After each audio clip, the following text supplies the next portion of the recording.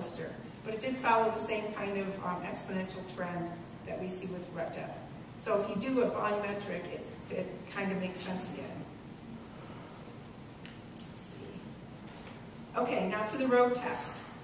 We used the two big vehicles, the Ivan and Delta Gale on the road test. We did multiple passes.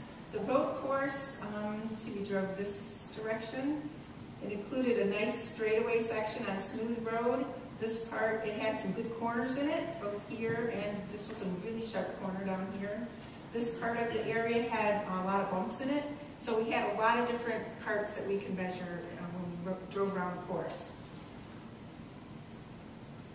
And this shows Ivan going around the course, us measuring some of the ruts. Some of them were pretty substantial, and then also the strength measurements afterwards. I only show one of the plots here. It's the ruts from Ivan, and we got ruts that were over half a meter deep with Ivan. The Delta, on the other hand, we had negligible rutting, so it did a great job over snow. Ivan also, we had to abort the test because it was disturbing things so bad, and it was really hard on the vehicle, and the Delta didn't have quite as much trouble. One of the things that was really cool about this is this where we got a lot of really deep ruts was in the bumps course. So it really accentuated the dynamics of the vehicle. Once you get these things moving at all vertically, they pound through the snow pretty drastically.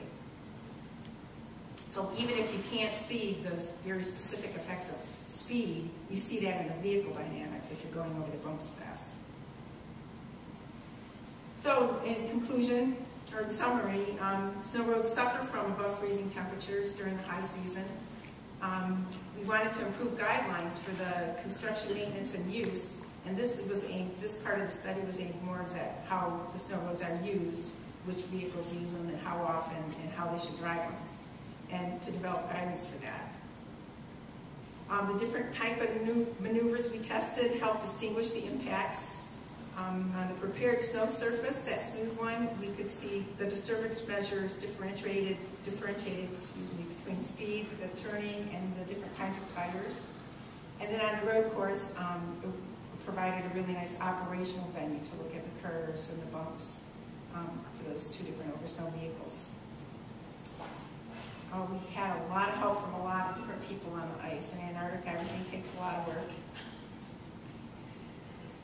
And traveling to Antarctica is very interesting if you've not done it before. This is just a little bit of history from the leadership and the initial traverses across Antarctica. I'll try to be like Amundsen. And then now, so it's a pretty drastic difference with the oversnow vehicles and the aircraft. This is one of the airfields, and this is the C-17 taking off on Pegasus runway. And this is after Maggie and I had just completed the testing. It was 2 a.m. Nice, bright evening. Look closely, you can see we have appropriate celebratory beverages. So do you have any questions? Thank you. Questions?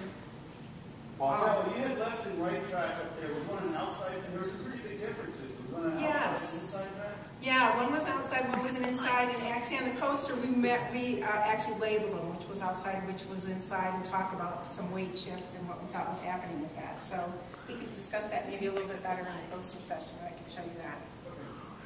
Thanks. So why did Ivan do so poorly compared to Delta? Ivan's quite a bit heavier and stiffer. Remember, the Delta's articulated, so it moves around. But it's got those, the tire pressures are lower, but not drastically lower. Maggie, I don't know if you have any points you want to add to that? Just the weight of the vehicle, and also what Paul was asking, I think the fuel tank of Ivan is on the left side of the vehicle, so those ones where you were seeing that chart where the left were so much higher, I think is the impact of the extra weight of the fuel tank. Because it was an empty vehicle, besides the driver and one of us rattling our heads off. So. It was really drastic riding around in that too, because Maggie and I took turns doing our courses and we count, how many laps was going, and we really had to abort the test at, I think, 17 passes for Ivan, and we just kept going and going with the Delta, and finally said it's enough. It was pretty good. That's what it was designed to do, and it did a really good job. Oh, and I have one more thing I'm going to show. Oh, thanks. Just so that you know, they don't just chicken dance here in Virginia.